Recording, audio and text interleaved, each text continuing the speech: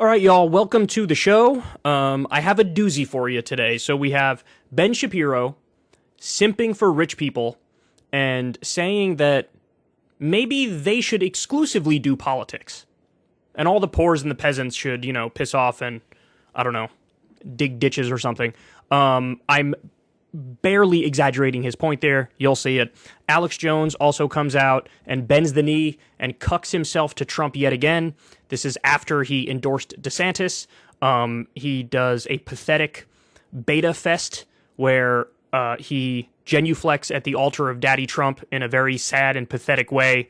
So we're going to run through that for you. My guess is he got pushback from his audience when he endorsed DeSantis. So there's a lot to say about that. We'll dive into that.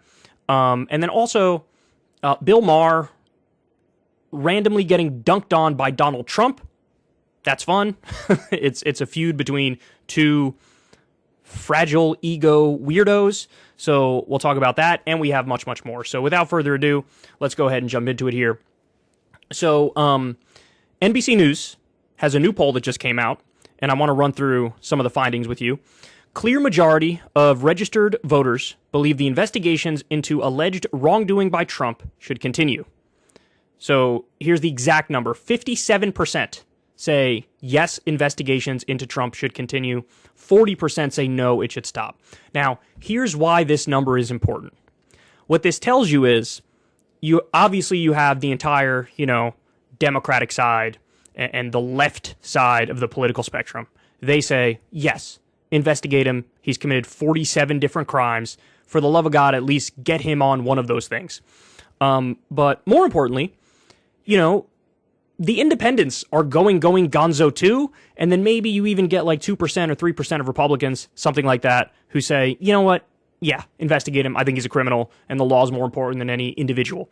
So here's why that matters. That matters because if you zoom out, the overview of this situation is, man, he is a weak candidate for 2024. And I think the Republican establishment knows this. They know this, which is why Mitch McConnell and all the other establishment types are secretly panicking and they want to try to rid themselves of Trump. They just don't know how. Yes, their public position is to cuck themselves to him relentlessly, but in private, they're like, oh my God, we're going to get shellacked if this guy is the face of the party going into 2024. So there's a paradox going on here. Because yes, the FBI raid made it so that there was a backlash effect and the Republican base had a bump in favor of Trump. There was a 10% swing from DeSantis to Trump in terms of, Trump beating him in the Republican primary. But, it's possible he draxes the entire field in the Republican primary and then gets walloped in the general because I don't care what anybody tells you. The galaxy brain take is wrong. If you are being investigated by the FBI, that is a political strike against you.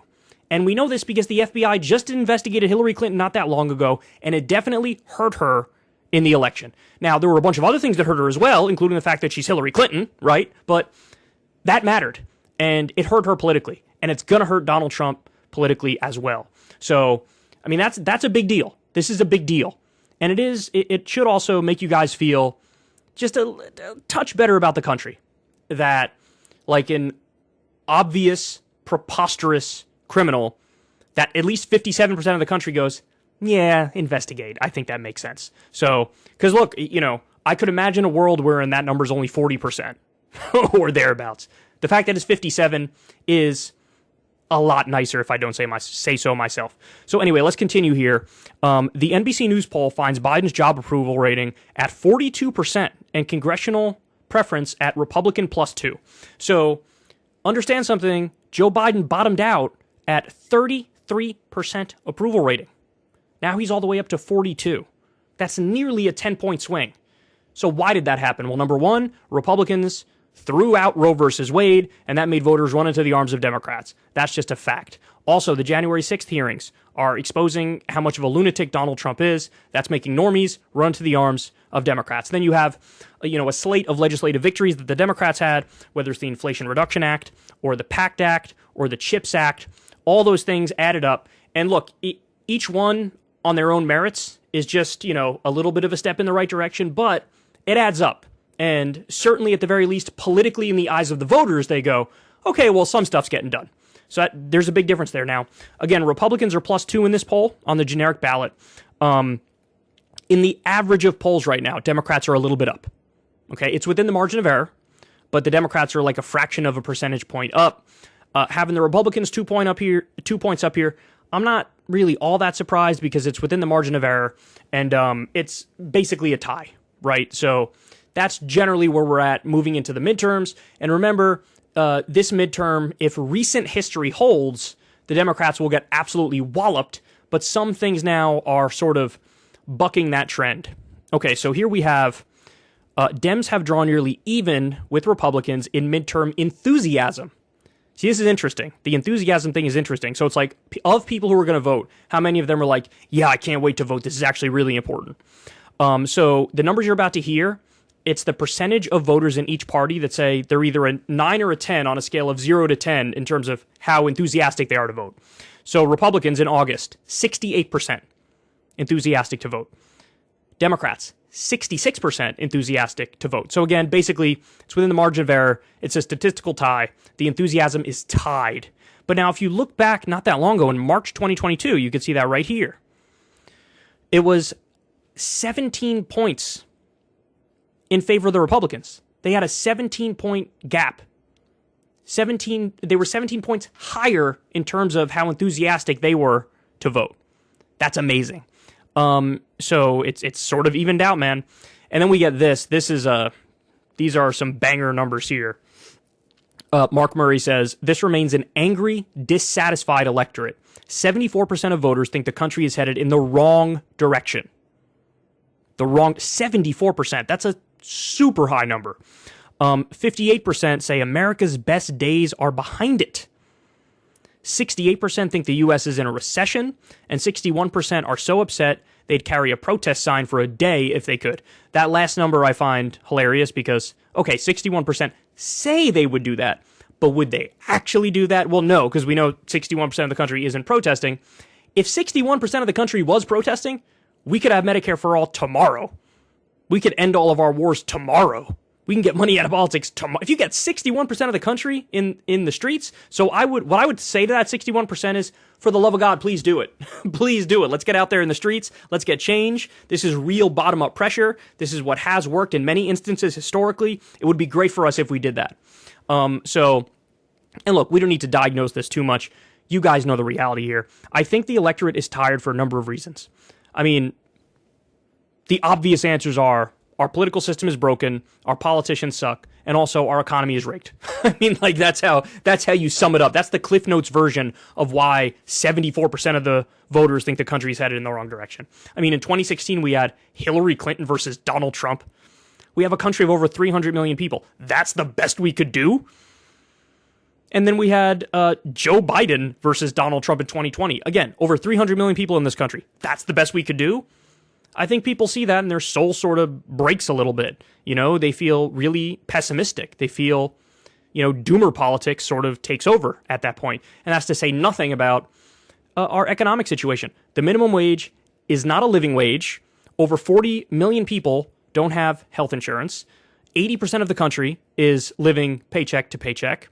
I mean, these things matter. These things are important. There's extreme pain, man. The system is so rigged that there was a Rand Corporation study that came out a few years ago saying the top 1% has stolen $50 trillion from the bottom 90% over the past however many decades. I think they said, what was it, since the 1970s? Or was it since at the beginning of the post-World War II period? Either way, man, $50 trillion. That's the equivalent of, they've rigged the system so much. If it wasn't rigged, you would have gotten a check for about $2,000 every month of your life. That's the breakdown that they gave. They said, since the system is so rigged, there's been a war on unions in this country, there's political corruption, there's, the rich get special tax subsidies and tax cuts. They've locked down the system and rigged it so effectively. If we just kept the economic distribution of wealth that we had in the pre-World War II period, was it the pre-World War II period? God, you're going to make me fucking pull this thing up. I don't want to have to pull this thing up right now. Anyway, just look up the article. It's in Newsweek. Rand Corporation study. $50 trillion or $48 trillion stolen from the bottom 90%. You'll see the numbers. Bottom line is, before they rigged the system, and the system was rigged in 1978 was the first Supreme Court decision that allowed money in politics and said it was free speech. That really was, the death knell to our democracy, effectively. If that didn't happen, you would have in the bank effectively $2,000 extra per month for every month of your life. There you go. That's the gist of it. Sorry, I mangled that description in about 400 different ways, but now you understand it. So anyway, really interesting poll numbers here. And I will say, even though there's a bunch of negative stuff that we can talk about, and we did just talk about in here, it is a little bit of solace that 57% of the country is like, yeah, investigate the criminal. Hey, y'all, do me a favor and like and subscribe. It helps out big time in the algorithm. Click the bell as well for notifications when videos drop, and watch that video on screen right now. You know you want to.